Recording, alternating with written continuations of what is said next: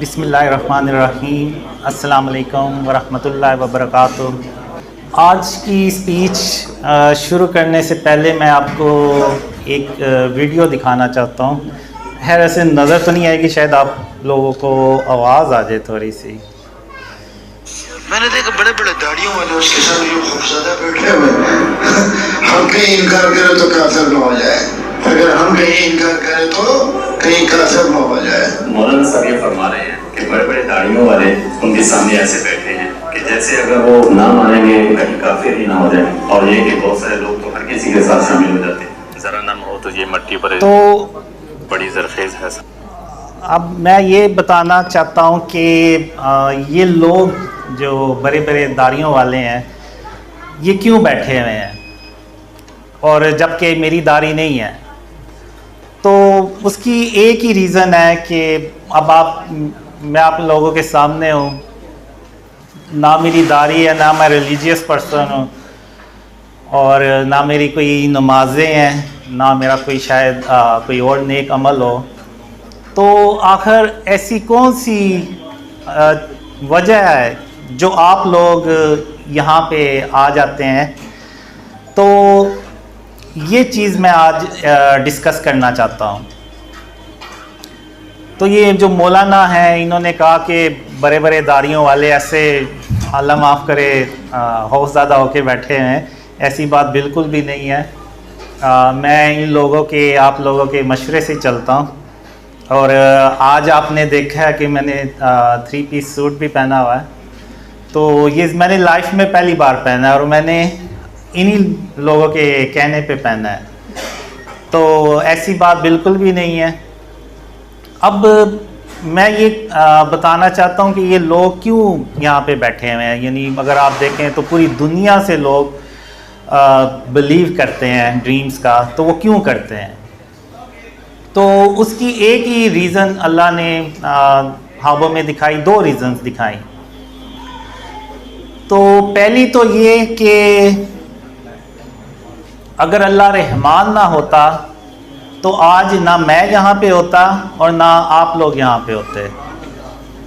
اور دوسری جو ریزن ہے، پہلے پہ میں تھوڑا سا ایکسپلین کروں گا کہ 2007 میں جب میں اندھیروں میں ڈوبا ہوا تھا تو میں اپنے آپ سے کہا کرتا تھا کہ جو میرے نبی محمد صلی اللہ علیہ وسلم خاتم النبیین وہ جالوں میں چلا کرتے تھے، بلکہ جہاں سے گزرتے تھے اندھیروں سے بھی گزرتے تھے تو وہاں بھی اجالے ہو جاتے تھے اللہ کی رحمت سے۔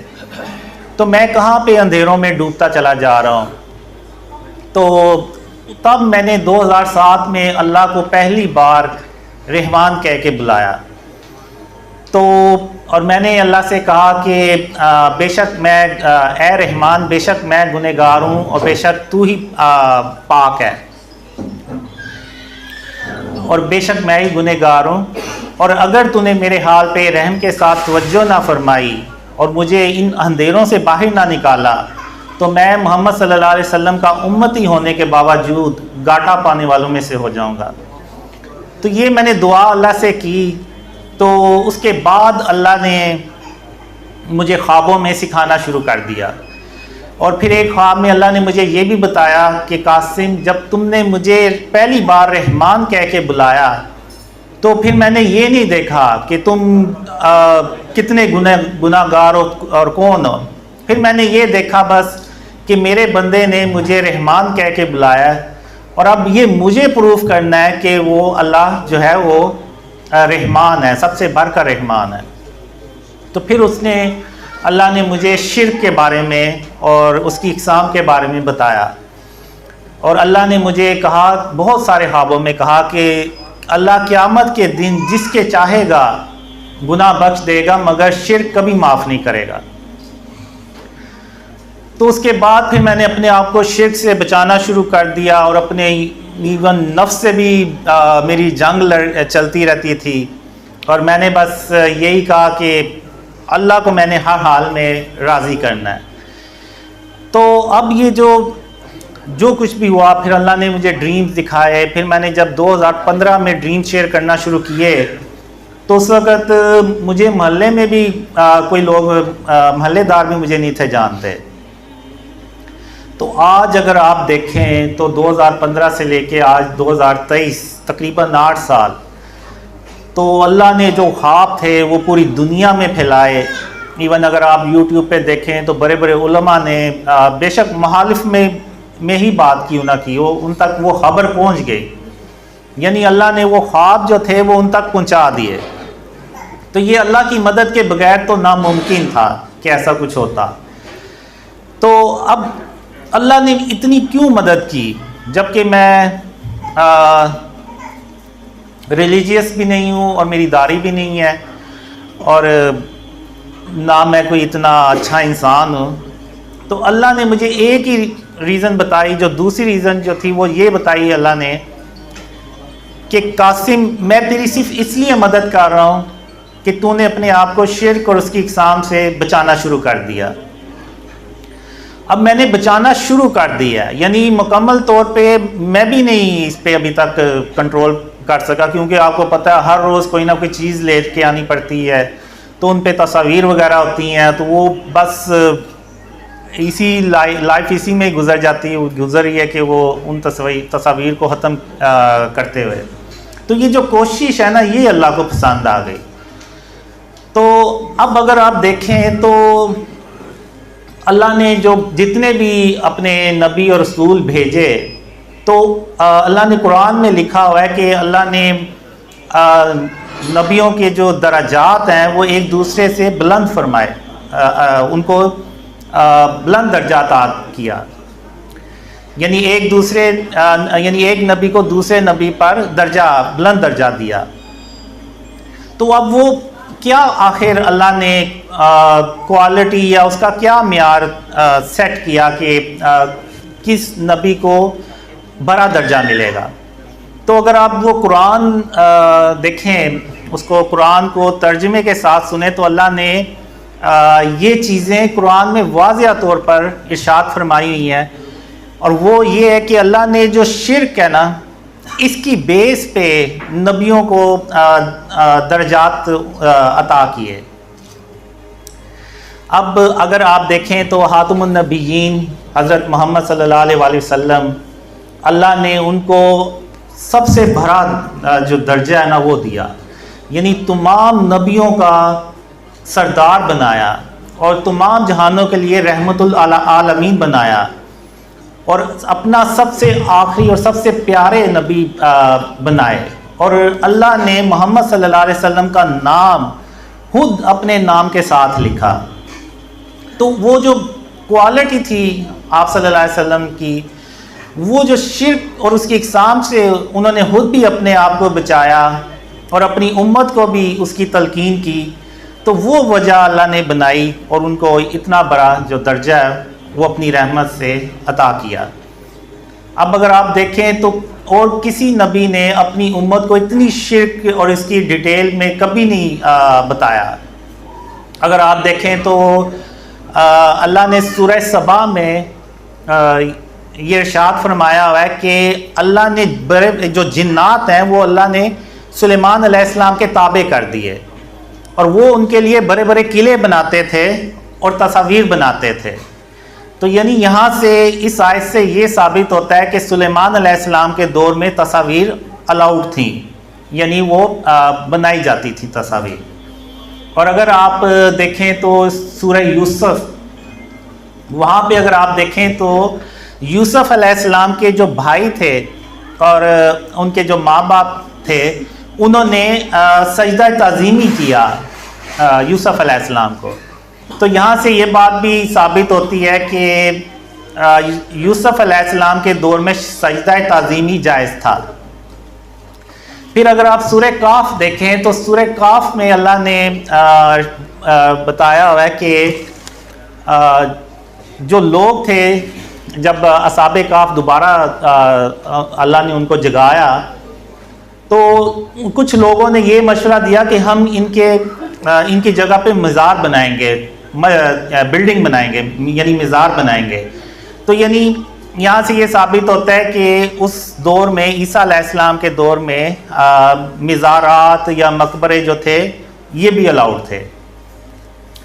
تو جب حضرت محمد صلی اللہ علیہ وسلم اللہ کے آخری رسول صلی اللہ علیہ وسلم آئے تو آپ صلی اللہ علیہ وسلم نے جو سجدہ تعظیمی تھا اس کو بھی حرام یعنی شرک کی کیٹیگری میں ڈال دیا, اور جو تصاویر تھیں ان کو بھی حرام قرار دے دیا یعنی شرک کی کیٹیگری میں ڈال دیا.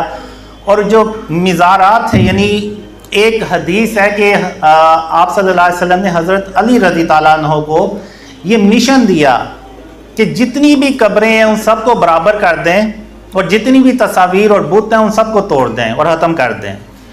تو آپ صلی اللہ علیہ وسلم نے یہ تینوں ہی چیزیں ختم کر دی, کیونکہ آپ صلی اللہ علیہ وسلم کو پتہ تھا کہ بعد میں جو ہے نا یہ امت مقبرے بنا کے مزار بنا کے تو وہ وہاں پہ منتیں مانگیں گے. سجدے بھی ہم نے کرتے ہوئے دیکھا. اگر آپ دیکھیں تو ہمارے یہ جو پچھلے وزیر اعظم تھے عمران خان, انہوں نے تو ایک قبر کو جا کے سجدہ بھی کیا. اگر وہ قبریں ساری ہم آپ صلی اللہ علیہ وسلم کی سنت پہ اور حکم پہ عمل کرتے تو ساری قبریں برابر ہونی تھی, کوئی مقبرہ نہیں تھا نا, اور نہ مقبرہ ہوتا نہ یہ سجدے کرتے. تو اب اتنی ڈیٹیل میں حضرت محمد صلی اللہ علیہ وسلم نے اپنی امت کو شرک اور اس کی اقسام کے بارے میں بتایا. اب چونکہ آج ماڈرن دور ہے تو ماڈرن فارم آف شرک ہیں یہ جو آپ بڑے بڑے بورڈز دیکھتے ہیں, ایون ڈیکوریشن پیسز دیکھتے ہیں ہم, یعنی اپنے گھروں میں بھی آپ دیکھتے ہیں اکثر لوگوں نے رکھے ہوتے ہیں جس پہ وہ جانوروں کی تصویریں ہوتی ہیں یا کچھ اور بنے ہوتے ہیں چیزیں. تو وہ بیسیکلی ہے تو وہ بت ہی, اور بہت سے لوگوں نے سیلیبریٹیز کی تصاویر بھی لگائی ہوئی ہیں. تو یہ ساری چیزیں جو ہیں نا یہ فارم آف شرک ہیں, اور یہی وہ چیزیں ہیں جس سے آپ صلی اللہ علیہ وسلم نے اپنی امت کو منع فرمایا. اور ایک حدیث میں ہے کہ جس گھر میں تصویر ہوگی اس گھر میں اللہ کی رحمت کے فرشتے نہیں آئیں گے. اگر آپ یوٹیوب پہ جا کے سرچ کریں تو بہت سے لوگ آپ کو کافی مل جائیں گے جنہوں نے اپنے جسموں پہ ٹیٹوز بنائے ہوئے ہیں اور وہ مکہ اور مدینہ میں حج اور عمرہ کر رہے ہیں, تو ان کے جسموں پہ وہ تصویریں بنی ہوئی ہیں. اگر آپ اس حدیث کو دیکھیں تو آپ کو سمجھ لگ جائے گی کہ ہماری دعائیں کیوں نہیں قبول ہوتی. جب اللہ کی رحمت کے فرشتے ہی نہیں آئیں گے تو ہماری دعائیں بھی کیسے قبول ہوں گی. تو جو کنیکشن ہے وہی ٹوٹا ہوا ہے, تو وہ کیسے ہماری دعائیں جو ہیں نا وہ قبول ہوں گی. تو اب یہ چیز بنی کہ اللہ نے یعنی اللہ جو ہے نا وہ محمد صلی اللہ علیہ وسلم سے بہت زیادہ خوش ہوا. اور شرک کے بارے میں اللہ نے ارشاد فرمایا ہوا ہے, قرآن میں جگہ جگہ ارشاد فرمایا ہوا ہے. اور سورہ لقمان میں اللہ نے ارشاد فرمایا کہ شرک تو سب سے بڑا ظلم ہے, ان الشرک لظلم عظیم.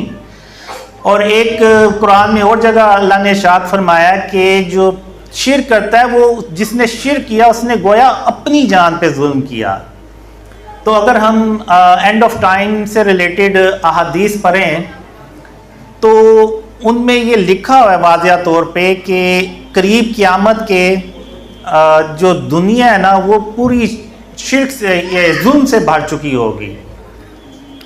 تو ابھی کچھ دن پہلے ہم لاہور میں ایک میٹنگ کر رہے تھے تو وہاں پہ مبشر صاحب ہیں, اگر میں غلط بھول نہیں رہا ان کا نام, تو انہوں نے یہ بات بتائی کہ جو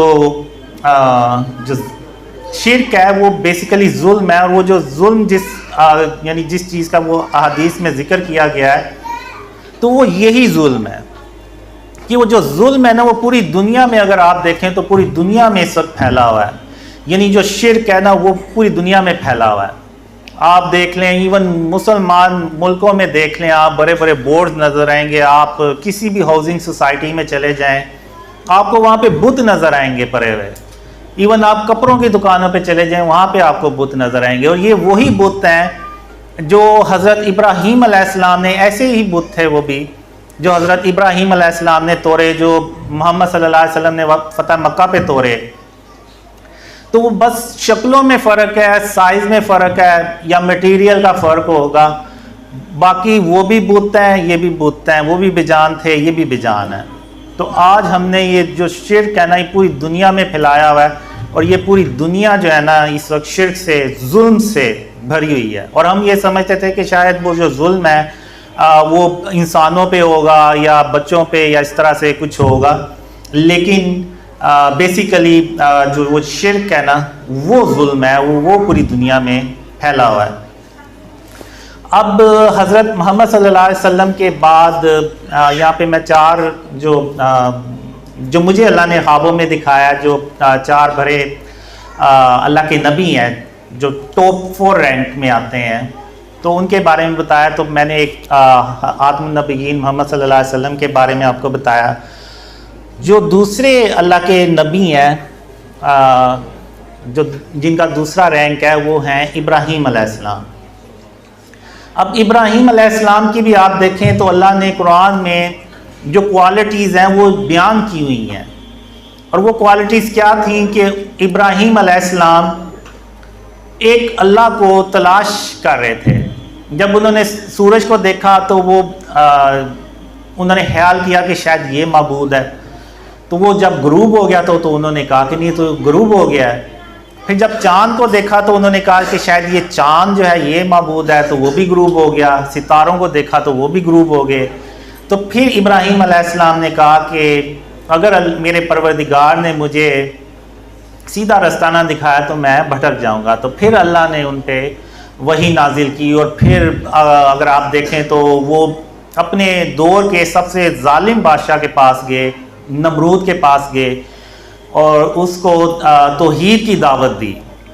تو وہ ابراہیم علیہ السلام سے جھگڑنے لگا۔ تو ابراہیم علیہ السلام نے کہا کہ میرا پروردگار زندگی اور موت دیتا ہے۔ تو نمرود کہتا ہے کہ زندگی اور موت تو میں بھی دے سکتا ہوں۔ تو ابراہیم علیہ السلام نے کہا کہ میرا پروردگار سورج کو مشرق سے نکالتا ہے، تم مغرب سے نکال کے دکھاؤ۔ تو وہاں پہ وہ ہکا بکا رہ گیا، اور باوجود اس کے کہ اس نے کھلی نشانیاں دیکھ لیں لیکن پھر بھی وہ نہیں مانا۔ پھر اس کے بعد ابراہیم علیہ السلام نے سارے جو بت تھے اس دور میں ان کو توڑ کے تو ایک بڑے بت کے کندھے پہ کلہارا رکھ دیا۔ تو جب لوگ آئے تو انہوں نے دیکھا کہ یہ سارے بت ٹوٹے ہوئے ہیں اور ایک بڑا بت بچا ہوا ہے، اس کے کلہارا پڑا ہوا ہے۔ تو انہیں پتہ چل گیا کہ یہ کام ابراہیم علیہ السلام نے کیا ہے۔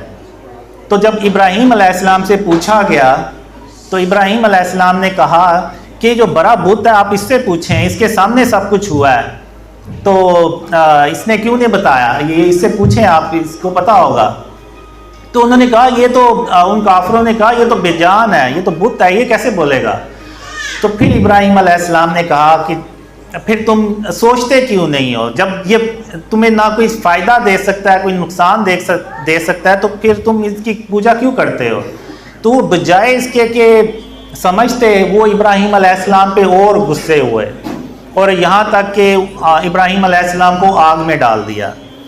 تو آپ اللہ کی شان دیکھیں کہ وہ اللہ نے اس آگ کو کہا کہ ابراہیم علیہ السلام پر سلامتی والی بن جا، تو وہ سلامتی والی بن گئی، یعنی ابراہیم علیہ السلام پر وہ آگ ٹھنڈی ہو گئی۔ اسی طرح ابراہیم علیہ السلام نے اپنے جو والد تھے ان کو وہ بت تراشتے تھے تو ان کو بھی سمجھایا کہ آپ ان بتوں کو نہ تراشا کریں، ان کو نہ پوجا کریں، ایک اللہ کی عبادت کریں۔ تو جن نبیوں نے سخت سٹانس لیا شرک اور اس کی اقسام پہ، تو اللہ نے ان کو اتنا ہی اپنی رحمت سے بلند درجہ عطا فرمایا۔ پھر ان کے بعد تیسرے نمبر پہ جو اللہ نے مجھے اپنے ڈریمز میں دکھایا وہ ہے موسیٰ علیہ السلام۔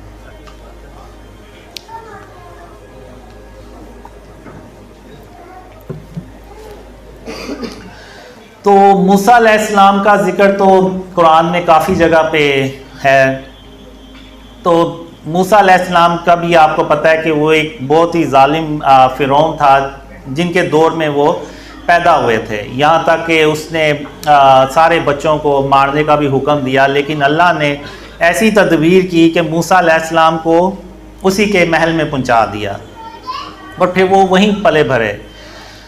تو پھر اس کے بعد جب اللہ نے موسیٰ علیہ السلام پہ سے کلام کیا اور یہ کہا کہ فرعون کے پاس جاؤ اور اس سے نرمی سے بات کرنا کہ شاید وہ سمجھ جائے، تو پھر موسیٰ علیہ السلام اللہ کے معجزات لے کے ان کے پاس گئے. پھر جب جادوگروں نے اپنی رسیاں ڈالی اور موسیٰ علیہ السلام نے اپنا عصا ڈالا تو وہ ان سب رسیوں کو ایک ایک کر کے نگل گئے. تو فرعون نے اتنا کھلا معجزہ دیکھنے کے باوجود اللہ پہ ایمان نہیں لے کے آیا، بلکہ موسیٰ علیہ السلام اور ان کے جو ساتھی تھے ان کو مارنے کے لیے نکل پڑا. تو موسیٰ علیہ السلام آگے جا رہے ہیں اور فرعون کی فوجیں پیچھے ہیں، اور آگے آ گیا دریا. تو جب دریا آ گیا تو وہ آگے پھنس گئے اور پیچھے سے فرعون کی فوجیں آ رہی ہیں. تو موسیٰ علیہ السلام کے ساتھ جو لوگ تھے انہوں نے کہا کہ موسیٰ علیہ السلام ہم تو پھنس گئے ہیں. تو موسیٰ علیہ السلام نے کہا کہ نہیں، میرا پروردگار میرے ساتھ ہے، میرا اللہ میرے ساتھ ہے اور وہی مجھے رستہ دکھائے گا. تو پھر اللہ نے کہا کہ اپنا عصا جو ہے نا وہ دریا پہ ماریں. تو جب انہوں نے دریا پہ مارا تو وہ دو ٹکڑے ہو گیا اور موسیٰ علیہ السلام وہاں سے نکل گئے اور اللہ نے فرعون کو وہیں پکڑ لیا اور وہ اس کو وہیں ڈبو دیا. تو اس کے بعد موسیٰ علیہ السلام کوہ طور پہ اللہ سے کلام کر رہے تھے. تو اللہ نے ان سے کہا کہ موسیٰ علیہ السلام آپ کو پتہ ہے کہ آپ کی جو قوم ہے وہ پیچھے شرک میں پڑ گئی ہے. تو موسیٰ علیہ السلام یہ سن کے تو وہ وہاں سے غصے کی حالت میں چل پڑے.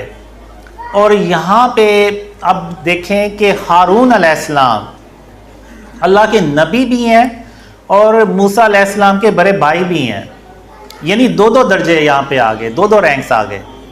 لیکن جب شرک کی بات آئی تو پھر موسیٰ علیہ السلام نے یہ نہیں دیکھا. پھر وہ موسیٰ علیہ السلام غصے میں آئے اور ہارون علیہ السلام کے سر کے بال پکڑے اور داڑھی کے بال پکڑے اور انہیں یعنی تھوڑا سا غصے میں کہا کہ آپ نے اس قوم کو شرک کرنے سے کیوں نہیں روکا. تو یعنی جب شرک کی بات آئی تو موسیٰ علیہ السلام نے نہیں دیکھا کچھ، یعنی اتنا سخت انہوں نے سٹانس لیا شرک کے اوپر. تو اللہ نے آپ دیکھیں ان کو تیسرا جو درجہ رینک ہے اپنے نبیوں میں وہ اپنی رحمت سے دیا. تو اب یہاں پہ چوتھے جو نبی ہیں وہ میں آپ سے پوچھوں گا کہ آپ بتائیں کہ وہ چوتھے نبی جو ہیں وہ کون ہوں گے، کیونکہ اللہ نے قرآن میں جو ہے نا وہ ان کا بھی ذکر کیا ہے کافی.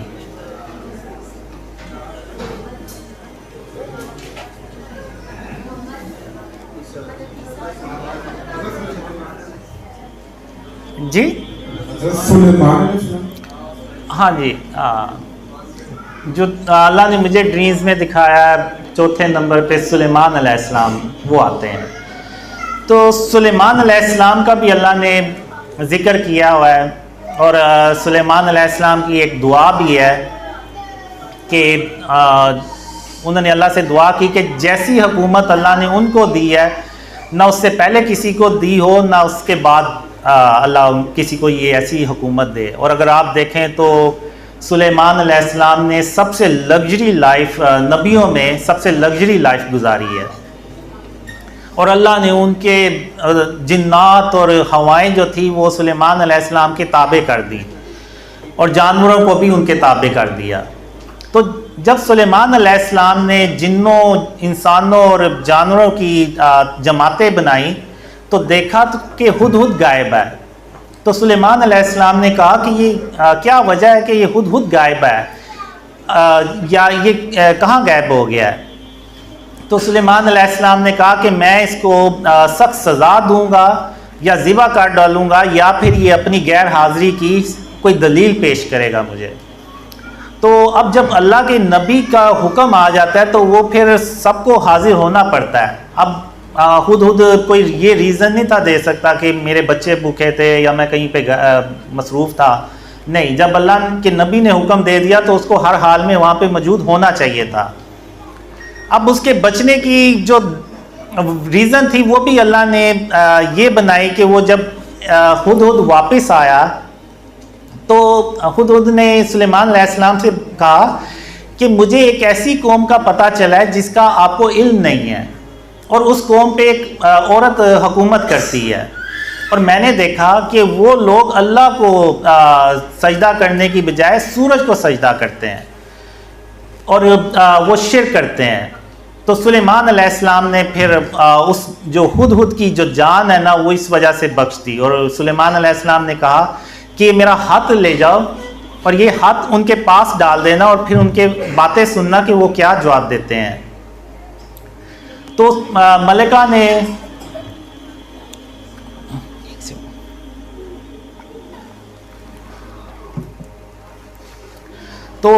نے ہاتھ پڑا کہ بسم اللہ الرحمن الرحیم، یہ ہاتھ سلیمان علیہ السلام کی طرف سے ہے، اور وہ کہتے ہیں کہ متی و فرما بردار ہو کے میرے پاس چلے آؤ اور شرک کو چھوڑ دو، نہیں تو وہ جو ہے وہ جنگ کریں گے۔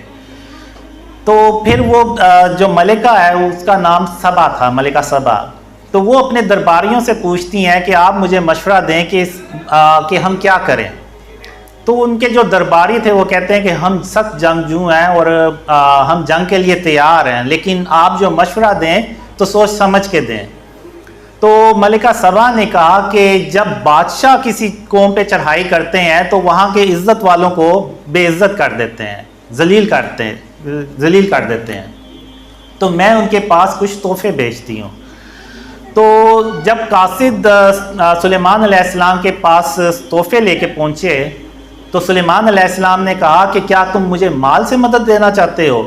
اور جو مال اللہ نے مجھے دیا ہے وہ اس سے کہیں بہتر ہے جو مال اللہ نے تم لوگوں کو دیا ہے، اور یہ اپنے مال تم واپس لے جاؤ، اور اب میں ایسے لشکر لے کے حملہ کروں گا جس کے مقابلے میں تم میں طاقت نہیں ہوگی اور تم ذلیل ہو جاؤ گے۔ تو اب اگر یہاں پہ دیکھیں تو جب شرک کی بات آئی تو سلیمان علیہ السلام نے وہ تحفے لینے سے بھی انکار کر دیا۔ اگر ہم نے وہ ارطغرل سیریس دیکھی ہوگی تو وہاں پہ کیا ہوتا تھا، جو کائی قبیلہ تھا وہ کسی ایک بڑے بادشاہ کی سرزمین پہ رہتے تھے اور وہ ان کو ٹیکس پے کرتے تھے بدلے میں، اور وہ بادشاہ جو تھا اس نے ان کو الاؤ کر دیا کہ ٹھیک ہے آپ یہاں پہ رہ جائیں اور ہمیں سال کا اتنا ٹیکس جو ہے نا وہ آپ نے پے کرنا ہے۔ تو یہاں بھی ملکہ سبا نے ایسا ہی کچھ کرنے کی کوشش کی کہ سلیمان علیہ السلام کو تحفے بھیجے کہ شاید وہ اس کے بدلے میں ہمیں وہاں پہ رہنے دیں اور ہمیں کچھ نہ کہیں، لیکن بات جب شرک کی آئی تو پھر سلیمان علیہ السلام نے تحفے لینے سے انکار کر دیا، اور نہ صرف انکار کیا بلکہ یہ بھی کہا کہ میں ایسے لشکر لے کے حملہ کروں گا کہ جس کے مقابلے میں آپ لوگوں میں طاقت ہی نہیں ہوگی۔ تو اس کے بعد پھر ملکہ سبا کو جب پتہ چلا کہ سلیمان علیہ السلام نے تحفے لینے سے انکار کر دیا ہے تو پھر ملکہ سبا نے پیغام بھیجا کہ وہ خود سلیمان علیہ السلام سے ملنا چاہتی ہیں۔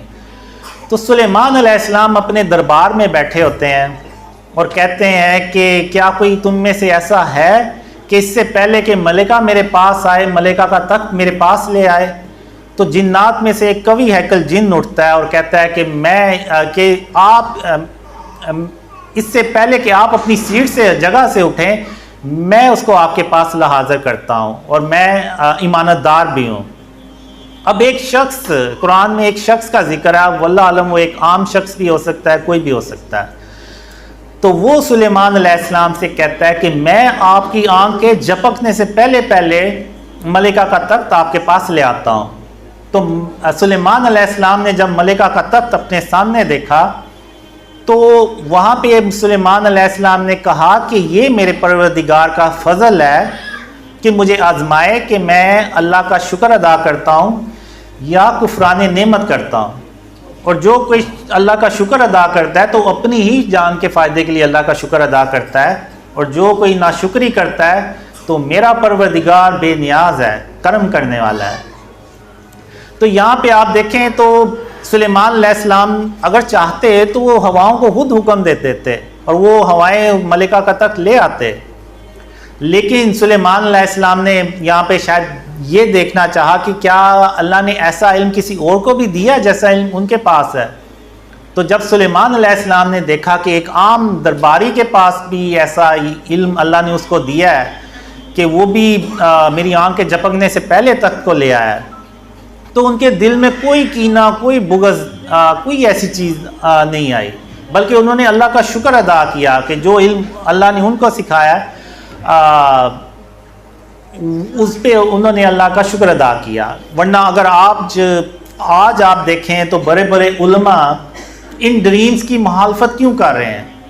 وہ اس لیے کر رہے ہیں کہ ایک ایسے شخص کو اللہ نے خواب دکھا دیے ہیں کہ جس کی نہ داڑھی ہے نہ کوئی نیک اعمال ہیں، تو یہ چیز ان سے جو ہے نا وہ آپ کہہ لیں کہ ہضم ہی نہیں ہو رہی. تو اب یہاں پہ اگر کوئی بادشاہ ہے یا کچھ اور ہے تو وہ تو یعنی ان لوگوں کی طرح کہ کوئی ہوتا تو وہ تو یہی کہتا کہ یہ تو میری بادشاہت کو چیلنج کر دیا ہے، یہ تو کل کو اپنی سلطنت بنا لے گا اور یہ کر لے گا. لیکن سلیمان علیہ السلام نے اللہ کا شکر ادا کیا. تو ہمیں اللہ کے نبیوں سے سیکھنا چاہیے، ان کی سنت سے، کہ جب ان کے دور میں بھی ایسے واقعات ہوتے تو وہ اللہ کا شکر ادا کرتے تھے، نہ کہ کوئی کینہ اور بغض رکھتے تھے. ان علماء کو بھی جب پتہ چلا ان ڈریمز کا تو وہ انہیں اللہ کا شکر ادا کرنا چاہیے تھا کہ اللہ نے جو علم ان کو عطا کیا وہ اسی میں خوش ہیں. لیکن وہ انہوں نے پتہ نہیں عجیب عجیب باتیں کرنا شروع کر دیں. تو بہرحال اب جب ملکہ سبا جو ہیں وہ سلیمان علیہ السلام کے پاس پہنچی تو اس سے پہلے سلیمان علیہ السلام نے ان کے جو تخت ہے نا اس میں رد و بدل کر دیا کہ دیکھیں کہ ملکہ سوجھ بوجھ رکھتی ہے یا سوجھ بوجھ رکھنے والوں نہ رکھنے والوں میں سے ہے. تو جب ملکہ سبا وہاں پہنچی تو سلیمان علیہ السلام نے کہا کہ کیا آپ کا تخت بھی ایسا ہی ہے؟ تو ملکہ نے اپنے تخت کو جب دیکھا تو اس نے پہچان لیا. تو اس نے کہا کہ یہ تو میرا ہی تخت ہے، اور ہم کو اس سے پہلے ہی سلیمان علیہ السلام کی عظمت اور شان کا علم ہو گیا تھا. تو پھر سلیمان علیہ السلام نے کہا کہ اب محل میں چلیے. تو جب وہ محل میں گئی تو محل کا جو فرش تھا نا اس کو پانی کا حوض سمجھا، یعنی پانی کا تالاب سمجھا. تو اپنے ٹانگوں سے کپڑا اوپر، پنڈلیوں سے اوپر کپڑا کر لیا. تو سلیمان علیہ السلام نے کہا کہ یہ ایسا محل ہے جس کے نیچے بھی شیشے جڑے ہوئے ہیں. تو اب یہاں پہ جو ملکہ سبا نے ورڈ یوز کیے وہ بھی ان پہ بھی ذرا غور کریں. تو ملکہ نے کہا کہ میں اس سے پہلے اپنے اوپر ظلم کرتی آئی تھی، یعنی شرک کرتی رہی تھی، اور اب میں سلیمان علیہ السلام کے ساتھ اللہ رب العالمین پر ایمان لاتی ہوں. تو اب یہ جو واقعات ہیں یہ اللہ نے سلیمان علیہ السلام کا ایک ہی واقعہ ایسا بیان کیا ہے. اب ہو سکتا ہے پتہ نہیں کتنی قوموں پہ سلیمان علیہ السلام نے ایسے ہی چڑھائی کی اور ان کو شرک سے منع کیا ہو اور ان کو مسلمان کیا ہو. تو اب جو اللہ نے جو معیار بنایا تو وہ بھی جو ہے نا شرک کی بیس پہ بنایا، اور انہی شرک کی بیس پہ ہی شرک کی بیس پہ ہی اللہ نے نبیوں کے رینکس بنائے. اب آگے سورہ کاف کو دیکھتے ہیں. تو سورہ کاف میں اللہ تعالیٰ نے ارشاد فرمایا ہوا ہے کہ وہ چند لوگ تھے جو ایک ظالم بادشاہ کے آگے کھڑے ہو گئے اور اس ظالم بادشاہ سے کہا کہ یہ جو تم نے باطل خدا بنائے ہوئے ہیں ان کا وجود اللہ کو نہ آسمانوں میں ملتا ہے نہ زمین میں ملتا ہے، اور اس کو شرک کرنے سے منع کیا. تو اس بادشاہ نے بجائے اس کے کہ ان اصحاب کاف کی بات سنتے تو ان کو قتل کرنے کے لیے پلان بنایا. تو اللہ نے بھی تدبیر کی اور ان کو غار میں لے گیا اور 309 سال تک تقریباً غار میں سلائے رکھا اور اپنا ایک معجزہ بنایا. اور قرآن میں یہ معجزہ جو ہے یہ بہت زیادہ ڈسکس ہوتا ہے. بہت علماء ایون سورہ کاف کا تو حدیثوں میں ذکر ہے کہ ہر جمعے کو اس کو ضرور، اور اس کی جو پہلی 10 آیات ہیں وہ دجال کے فتنے سے بچاتی ہیں. اور آپ یہاں بھی اندازہ لگائیں کہ یہاں پہ اللہ نے ان کی کوئی نیک عمل کا ذکر نہیں کیا کہ وہ بہت نماز پرہیزگار تھے، دیندار تھے. نہیں، اللہ نے یہاں پہ بھی شرک کے اوپر جب انہوں نے سٹانس لیا تو وہ پھر اللہ نے ان کا ذکر کیا قرآن میں اور ان کو اپنا معجزہ بنا دیا. اور 309 سال کے بعد جب اصحاب کاف اٹھ کھڑے ہوئے تو اگر ہم بھی بہت زیادہ تھکے ہوئے ہوں نا تو کوئی 15-16 گھنٹے سوئیں تو ہمیں بھول جاتا ہے پچھلے دن کہ کیا ہوا تھا. لیکن آپ دیکھیں یہاں پہ کہ 309 سال سونے کے بعد وہ اٹھتے ہیں, اور وہ اٹھتے ہیں تو سب سے پہلے ہی یہ کہتے ہیں کہ بے شک ہمارا پروردگار آسمان اور زمین کا مالک ہے, اور اس کے سوا ہم کسی کو معبود سمجھ کر نہیں پکاریں گے, اور اگر ہم نے ایسا کبھی کیا تو ہم بے عقلی کی بات کریں گے. اور ان لوگوں نے اللہ کے سوا اور معبودوں کو بنا لیا ہے, اور یہ ان کے بارے میں کھلی دلیل کیوں نہیں لاتے؟ یعنی ان کے پاس کوئی دلیل نہیں ہوتی سوائے اس کے کہ کیونکہ ہمارے باپ دادا ان کو پوچھتے آئے تو اس لیے ہم بھی پوچھ جائیں گے. لیکن وہ اپنے دماغ کو یہ استعمال نہیں کریں گے. پھر آپ دیکھیں حضرت لقمان کا اللہ نے ذکر کیا قرآن میں. ان کا بھی اللہ نے کوئی اس طرح سے بیان نہیں کیا کہ وہ بہت عبادت گزار تھے, پرہیزگار, بہت عبادت گار تھے.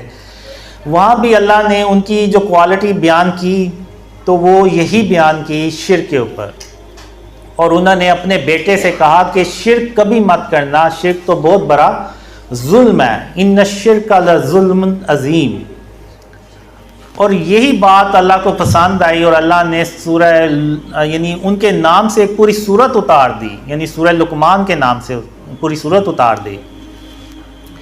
تو یہ اگر ہم دیکھیں تو قرآن میں اللہ نے واضح طور پہ بیان کیا ہوا ہے کہ جس نے بھی شرک پہ زیادہ سخت سٹانس لیا, زیادہ اپنے آپ کو شرک اور اس کی اقسام سے بچایا, تو اللہ نے ان کو اتنا ہی بڑا درجہ عطا فرمایا اپنی رحمت سے. تو اب مجھے کچھ ڈریمز بھی آئے ہوئے ہیں اینڈ آف ٹائم سے ریلیٹڈ, ایون قیامت کے دن سے بھی متعلق. اب ایک قیامت کے دن کا خواب ہے, اس میں یہ ہوتا ہے کہ محمد صلی اللہ علیہ وسلم جو ہیں قیامت کے دن, یعنی اتنا اہم دن ہے, اور محمد صلی اللہ علیہ وسلم صحابہ سے ملنے سے پہلے ہم سے ملنے آتے ہیں.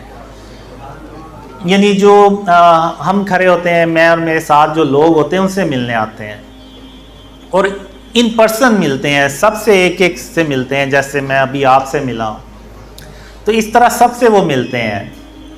تو وہ ان سے کہتے ہیں کہ جس طرح آپ نے دنیا میں قاسم کے ساتھ رہے, جو بھی کیا, تو آج اللہ جو ہے وہ آپ کو خوش کر دے گا. تو اب میں اس ڈریم میں نا حیران اور پریشان ہو رہا ہوتا ہوں کہ آخر ہم نے دنیا میں ایسا کیا کام کیا ہوگا کہ آج کے اتنے اہم دن میں حضرت محمد صلی اللہ علیہ وسلم خاتم النبیین صحابہ سے ملنے سے پہلے ہم سے مل رہے ہیں.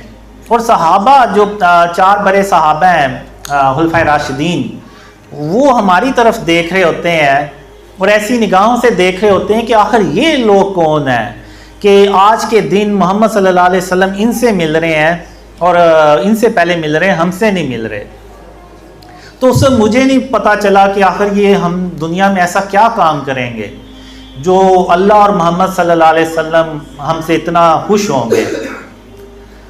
تو یہ کئی سال تک میرے ذہن میں بس سوال ہی رہ گئے, اور اس کے بعد بھی مجھے کافی ڈریمز آئے جس میں ایک کافی میں ذکر بھی کرتا ہوں ان لوگوں سے کہ ٹرین کا, کہ ہم ٹرین پہ جا رہے ہوتے ہیں عیسیٰ علیہ السلام سے ملنے. تو میں کہتا ہوں کہ آخر یہ جو ٹرین پہ جو لوگ جاتے ہیں یہ کون لوگ ہوں گے؟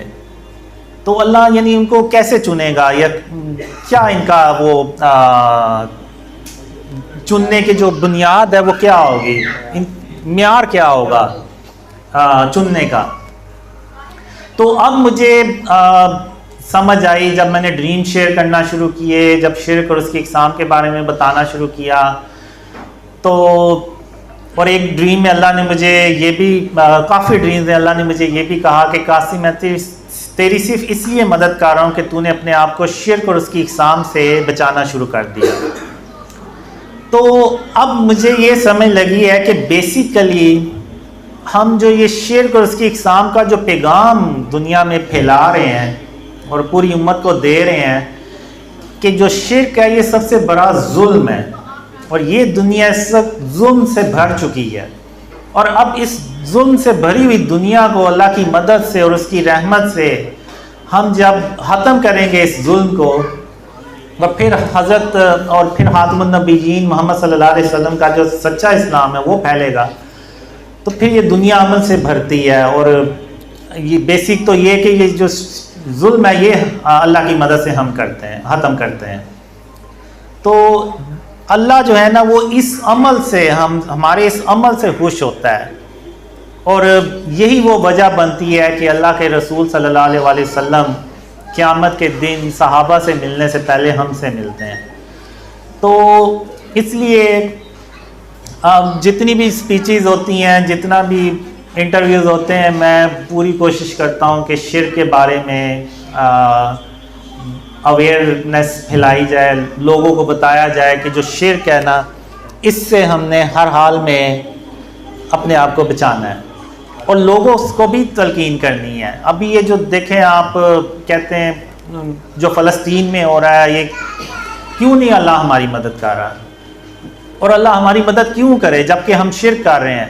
ایک طرف یعنی اب دیکھیں اس سے بڑی منافقت کی اور کیا مثال ہو سکتی ہے کہ ایک طرف ہم کہتے ہیں کہ اللہ ایک ہے، اس کا کوئی شریک نہیں ہے، اور نہ وہ اپنے حکم میں کسی کو شریک کرتا ہے، لیکن دوسری طرف پھر ہم مزاروں پہ بھی جاتے ہیں اور ان سے منتیں بھی مانگتے ہیں اور ان کو سجدے بھی کرتے ہیں، اور ہم نے بت بھی رکھے ہوئے اپنے گھروں میں اور تصاویریں بھی لگائی ہوئی ہیں۔ تو پھر اس سے بڑی اور کیا منافقت ہے کہ ہمارے ایکشن تو سارے وہ ہیں جو مشرکوں والے ہیں، اور جو بس زبان سے ہم کہتے ہیں کہ اللہ ایک ہے اور اس کا کوئی شریک نہیں ہے۔ اب جو کافر لوگ ہیں وہ جو بت بناتے ہیں باطل خداؤں کے، وہ کیا کہتے ہیں کہ وہ مانتے ہیں بیسیکلی کہ اللہ ایک ہے، لیکن وہ ان بتوں کو اللہ کے ساتھ شریک ٹھہراتے ہیں کہ یہ اللہ کے ہاں مقبول ہیں اور یہ ہماری سفارش کر سکتے ہیں۔ تو بیسیکلی وہ یہ کرتے ہیں۔ تو اگر آج ہم یہ جو مزاروں پہ ادھر ادھر جا کے کرتے ہیں، بیسیکلی ہم وہی کچھ کر رہے ہیں جو کافر کرتے ہیں، لیکن بس اس کا طریقہ کچھ ہو رہا ہے، لیکن چیز وہی ہے۔ تو اس لیے جو خاتم النبیین حضرت محمد صلی اللہ علیہ وسلم نے حضرت علی رضی تعالیٰ عنہ کو جو مشن دیا تھا وہ یہی تھا کہ جتنی بھی قبریں ہیں ان سب کو برابر کر دیں، اور جتنے بھی بت اور تصویریں ہیں ان سب کو ختم کر دیں۔ اور حدیثوں میں بھی ہے کہ جس گھر میں تصویر ہوگی وہاں پہ اللہ کی رحمت کے فرشتے نہیں آئیں گے۔ تو اس لیے ہمیں جو ہے نا وہ اس چیز پہ فوکس رکھنا ہے کہ جب تک ہم اپنے آپ کو شرک اور اس کی اقسام سے نہیں بچائیں گے، اللہ جو ہے نا وہ ہماری مدد نہیں کرے گا۔ ابھی اسی سال کے شروع میں میں اللہ سے یعنی کہتا ہوں کہ ابھی تک جو ہیں وہ ڈریمز ویسے نہیں پھیلے جیسے کہ پھیلنے چاہیے تھے۔ تو پھر اللہ نے مجھے کہا کہ قاسم جب تک تم شرک کو نہیں نہ ختم کرو گے تو تب تک میری مدد تم تک نہیں آئے گی۔ اب ہوا یہ تھا کہ کچھ اخباریں تھیں وہ میرے کیبنٹ میں پڑی ہوئی تھی، اور میں بھول گیا تھا کہ میرے کیبنٹ میں وہ اخباریں پڑی ہوئی ہیں۔ تو اس خواب میں بیسیکلی اللہ مجھے کہتا ہے کہ قاسم جب تک تم ان اخباروں کو ختم نہیں نہ کرو گے تو تب تک میری مدد تم بھول جاؤ کہ میری مدد تم تک آئے گی۔ تو پھر میں نے کہا کہ میرے یہ کیبنٹ میں اخباریں کہاں سے آ گئی ہیں، میرے تو کیبنٹ میں نہیں تھیں۔ تو پھر میں ڈریم میں مجھے خیال آتا ہے کہ ہاں وہ جو میرے نیوز پیپر میں انٹرویوز چھپے تھے تو وہ اخباریں میرے کیبنٹ میں پڑی ہیں، لیکن پھر میں کہتا ہوں کہ نہیں مجھے ان کی ضرورت ہے تو وہ میں رکھ سکتا ہوں، لیکن پھر میں ڈریم میں ہی اپنے آپ کو کہتا ہوں کہ نہیں مجھے صرف اتنے ہی اخبار کی ضرورت ہے جتنے کہ اس انٹرویو چھپا ہے، باقی اخبار کی ضرورت نہیں ہے۔ تو پھر میں کہتا ہوں کہ ابھی میں سو رہا ہوں تو جب میں اٹھوں گا تو سب سے پہلے میں یہ کام کروں گا۔ تو جب میں اٹھا تو میں نے اپنے الماری کو ٹٹولا تو وہ پھر مجھے اخباریں جو ہے نا وہ مل گئیں۔ وہ اصل میں ایک براؤن کلر کا انویلپ تھا، اس کے اندر وہ پڑی ہوئی تھیں۔ تو جب میں نے ان کو کھول کے دیکھا تو میں یعنی سر پکڑ کے بیٹھ گیا۔ اس میں تو بڑی بڑی تصویریں بھی تھیں، ظاہر سی بات ہے آپ نے دیکھی ہوں گی، اشتہار بھی چھپتے ہیں، سارا کچھ تصویریں ہوتی ہیں۔ تو میں بڑا وہ شرمندہ بھی ہوا کہ میرے اپنے یعنی कैबिनेट में पढ़ी यार, मुझे पता ही नहीं चला जब तक कि अल्लाह ने ना बता दिया मुझे। तो फिर मैंने उन अखबारों को ज़ाया किया, तो इवन मैंने अपना इंटरव्यू वाला पार्ट भी नहीं रखा। तो फिर उसके बाद आप देखें तो यानी अल्लाह ने ऐसी मदद की कि पूरी दुनिया में जो ड्रीम्स हैं ना वो फैले। और इवन अगर आप देखें तो बड़े बड़े मुफ्तीज़ जो हैं उन्होंने भी बात की। मुझे इससे कोई मसला नहीं है, वो मेरे बारे में जो मर्ज़ी कहते फिरें, मुझे बस एक चीज़ की खुशी होती ये है कि चलो उन तक ये पैगाम तो पहुंच गया कि एक बंदा है उसको ड्रीम्स आते हैं, तो वो शायद कभी सोचें कि आखिर इसके ख्वाबों में सबसे अहम पैगाम क्या है। तो वो ज़रूर इस चीज़ को देखेंगे कि सबसे अहम पैगाम जो है ना वो शिर्क और उसकी इक़साम से जब तक हम नहीं बचाएंगे तो अल्लाह की मदद जो है ना वो नहीं आएगी। तो इसलिए आपने देखा मैंने कभी किसी आलिम के बारे में कोई बात ही नहीं की, वो इसलिए कि मैंने कहा कि मेरा काम जो अल्लाह ने मुझे जिस काम पे लगाया है कि वो शिर्क और उसकी इक़साम के बारे में लोगों को, इस उम्मत को बताना है, तो वो मेरा काम अल्लाह की मदद से हो रहा है। तो अब इंशाल्लाह क्वेश्चन आंसर, उनके सवाल और उनके जवाबात शुरू करते हैं।